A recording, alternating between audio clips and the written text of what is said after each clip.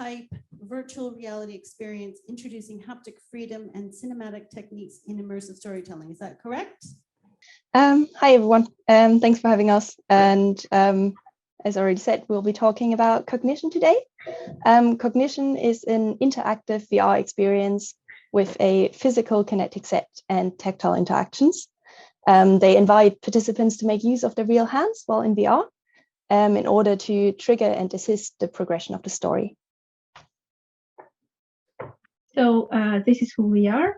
I am Eirini Lampiri, a production designer, maker, and XR experience creator, proficient in pursuing seemingly impossible project ideas. My background is in filmmaking, installation, and performance art. I recently completed the main virtual and extended realities, driven by my skepticism towards the use of technology and its integration into our everyday lives.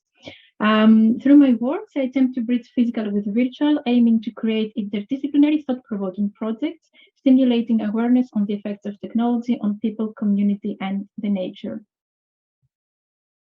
And I'm Julia. I was the Unity developer, creative technologist, and 3D artist on this project.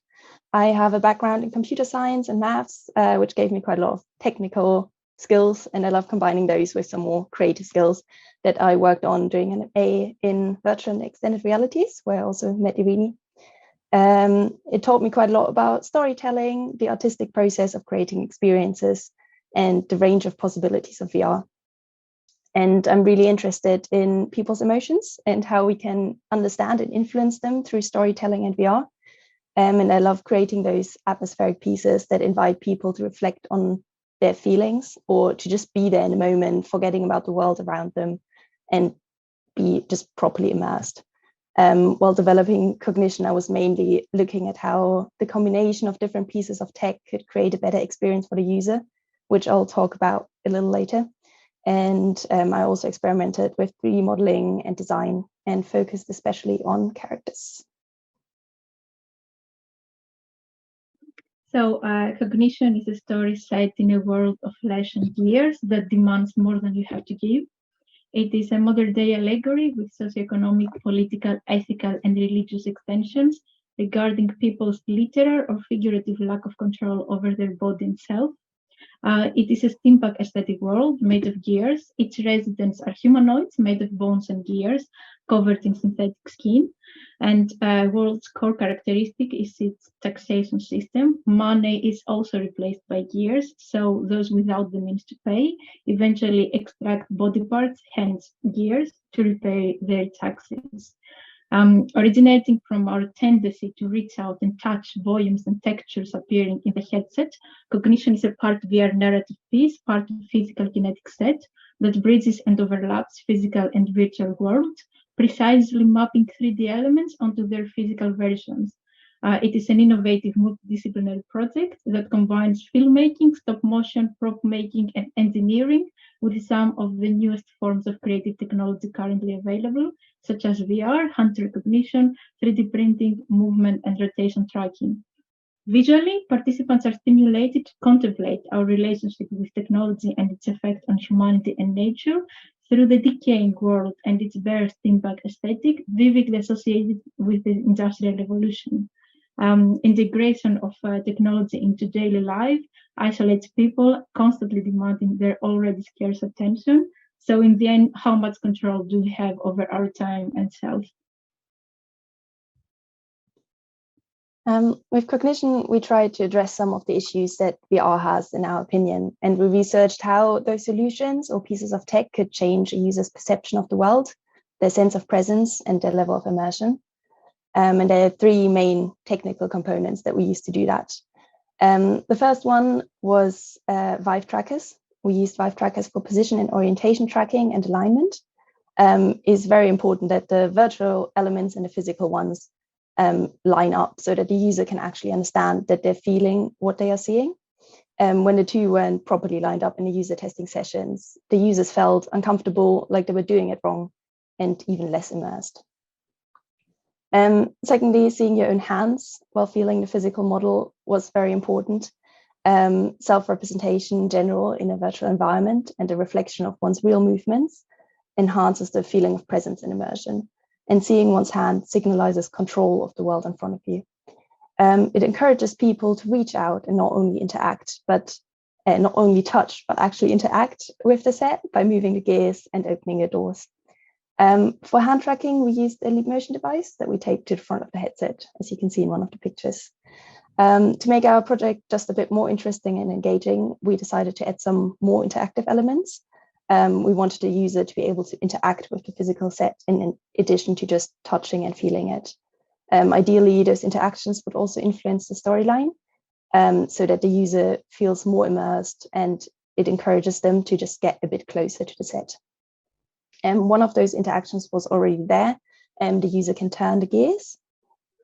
But next to that, we decided to incorporate some smaller moving elements, which are 2 small doors that you could hopefully see in the video. They can be opened and closed in a physical set, and they copy the exact motion in the virtual set. One of those doors is vital for the continuance of the story. So if it's not opened within a given amount of time, it starts lighting up to give the user a hint. As the doors are very small, it's not really feasible to attach trackers to them. So we solved that with an Arduino and potentiometer. And basically all of those parts come together to create a very immersive and very haptic experience that tackles some of those shortcomings of VR and allows the user to experience a deeper feeling of presence.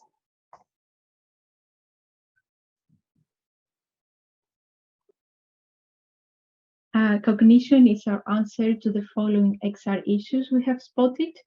Virtual reality manifests embodiment and immersion into new worlds, but at the same time deprives participants of the opportunity to freely use their hands and interact with the world, alienating them from their physical body. A large portion of VR experiences produced are heavily descriptive and narrative-driven, not taking full advantage of immersive storytelling potentials, and often odysseys are excluded from design and creative process of products addressing to them, resulting in poor design decisions and UX experience. So Cognition answers to these questions by attacking the medium of VR itself, breaking the virtual wall by relying the progression of the story on physical elements and real hand interaction. It allows participants to maintain connection with their physical body while in VR. In this way, Cognition is a practice-based research exploring how the integration of physical elements and tactile freedom in VR alters participants' level of immersion and engagement, and how true use of real hands reconnects users with their physical body. In addition, during the experience, there is no use of verbal narration, guidance, or voiceover. On the contrary, participants are guided through the experience by the use of cinematic techniques, such as lighting, movement, and sound, enhancing the discovery journey of the participants through the experience and improving the interactive storytelling. Lastly, Cognition considers mixed reality as an open work of art, term introduced by Umberto Eco in 1962, and explores how co-creation affects the artwork and the participants involved. By basing its development to open to the local community of Bristol user testing days and post-experience discussions, we were able to better understand how audiences perceive the storytelling, which elements work, and which ones need iteration.